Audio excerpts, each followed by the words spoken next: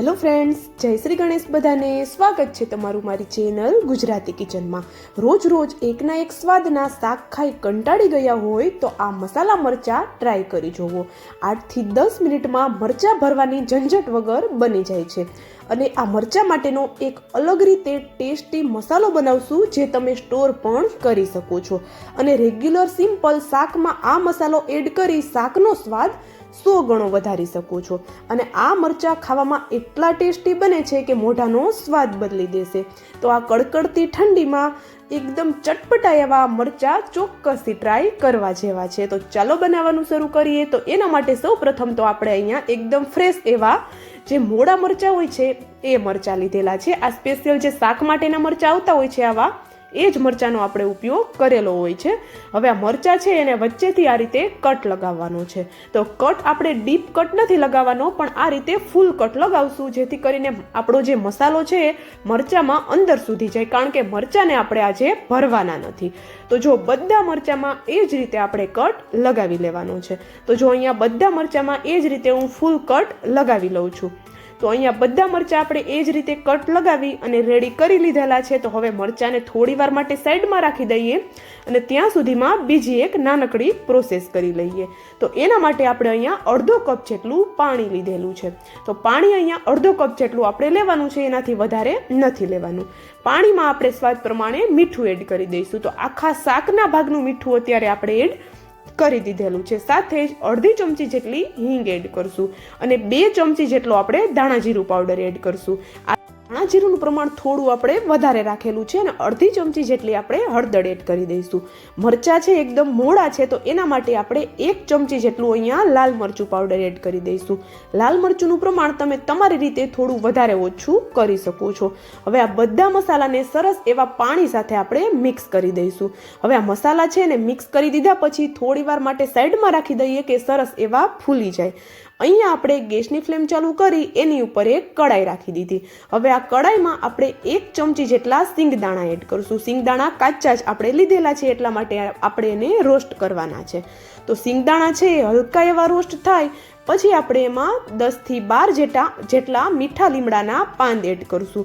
અહીંયા તમે જોઈ શકો છો ફ્રેશ લીમડાના પાન જ આપણે લીધેલા છે. સાથે જ 8 થી 10 જેટલી લસણની કળીઓ એડ કરી દઈશું. આ બધી વસ્તુને સરસ એવી આપણે શેકી લેવાની છે.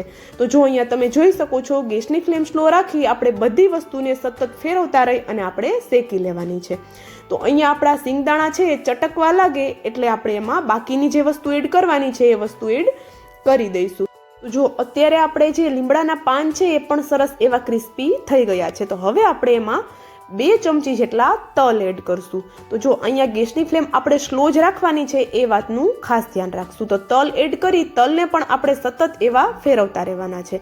તલ છે આપણા અહીંયા સરસ એવા ચટકવા લાગે એટલે આપણે ગેસની ફ્લેમ બંધ કરી દેવાની છે.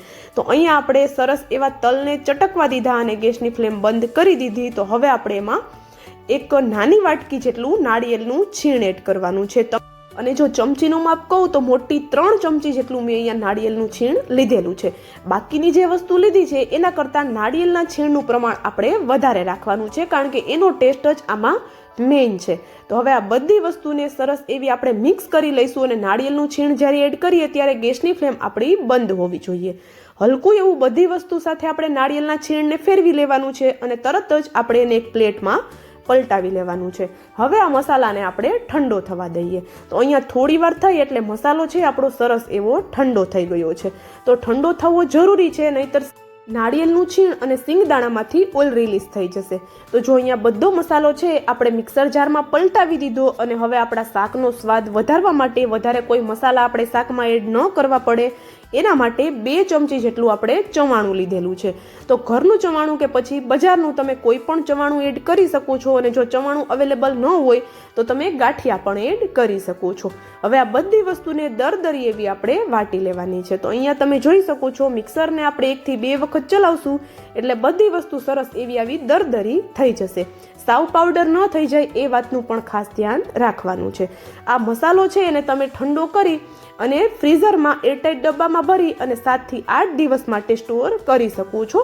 કોઈ પણ ભરેલા શાકમાં, નોર્મલ ગુવાર કે પછી રીંગણના શાકમાં પણ આ મસાલો એડ કરશો ખૂબ જ સરસ એવો ટેસ્ટ આવે છે અને સિમ્પલ ટમેટાના શાકમાં પણ એડ કરશો તો શાકનો સ્વાદ 100 ગણો વધી જશે.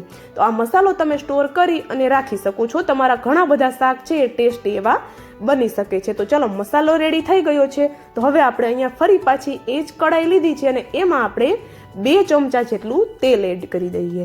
તેલ છે અહીંયા તમારા ટેસ્ટ પ્રમાણે કે તમારા ઘરમાં જે રીતે ખવાય છે એ પ્રમાણે એડ કરી શકો છો. તેલ ગરમ થાય એટલે આપણે એમાં અડધી ચમચી જેટલી રાઈ અને અડધી ચમચી જેટલું જીરું એડ કરી દઈશું.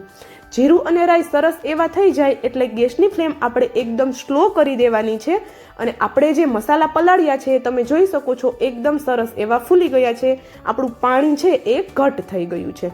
તો હવે મસાલા છે એને મિક્સ કરી અને આપણે તેલમાં એડ કરી તરત જ આપણે એને એકદમ જલ્દી મિક્સ કરી દઈશું, નહીંતર તેલ છે એ આપણું ઉડી જશે.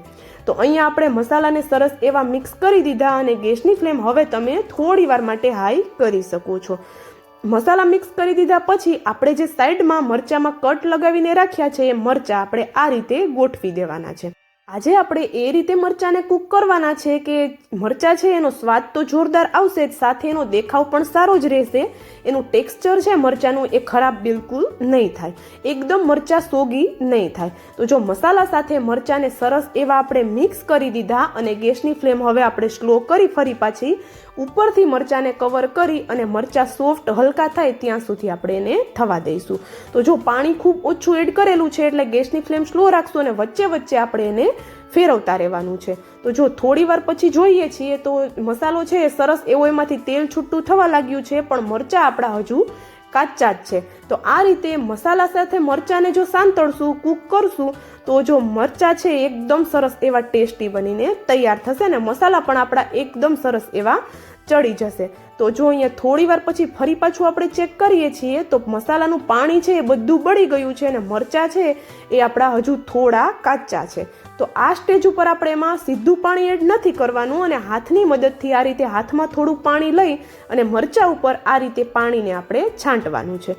હલકું એવું જ પાણી છાંટશું અને ઉપરથી ફરી પાછું કવર કરી દઈએ અને મરચાં સોફ્ટ થાય ત્યાં સુધી થવા દઈએ. તો વધારે પાણી એડ કરવાની જરૂર નહીં પડે કારણ કે મરચાં હોય છે એમાં પણ ખૂબ પ્રમાણમાં પાણી હોય છે.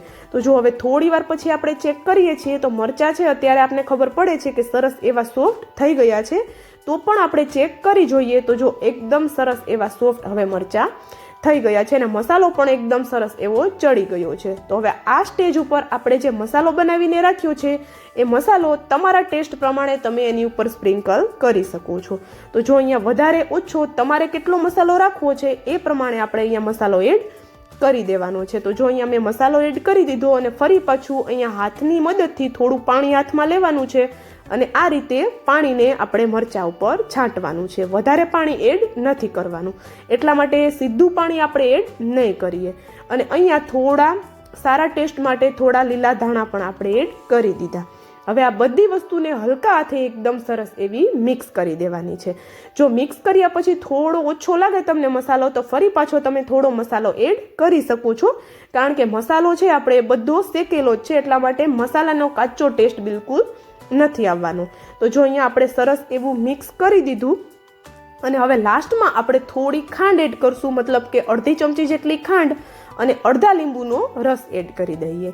આ રીતે ખાંડ એડ કરવાથી શાકનો ટેસ્ટ છે એમાં ગળ્યો ટેસ્ટ બિલકુલ નથી આવવાનો, પણ આખા શાકનો ટેસ્ટ બેલેન્સ થઈ જશે. અને મેં આ રેસીપીમાં તમને દરેક નાની નાની ટિપ્સ એટલા માટે જણાવી દીધી કે તમે જ્યારે પહેલી વાર તમારી ઘરે આ રેસીપી ટ્રાય કરો ત્યારે પહેલી જ વારમાં પરફેક્ટ એવી બનીને તૈયાર થઈ જાય. ગાર્નિશિંગ માટે ઉપરથી થોડા લીલા દાણા અને થોડો મસાલો છે આ રીતે સ્પ્રિંકલ કરી દઈએ અને અહીંયા આપણા એકદમ મસાલેદાર ચટપટા મરચાં બનીને તૈયાર થઈ ગયા છે. તો જો તમને વિડીયો થોડો પણ પસંદ આવ્યો હોય તો વિડીયોને લાઇક, શેર અને ચેનલને સબસ્ક્રાઇબ જરૂરથી કરી દેજો. અને મને કોમેન્ટ કરીને પણ જરૂરથી જણાવજો કે તમને મારો આ મસાલા મરચાંનો વિડીયો કેવો લાગ્યો. તો ચાલો મળશું હવે આવા જ એક નવા વિડીયો સાથે. ત્યાં સુધી જય શ્રી ગણેશ બધાને and thank you for watching.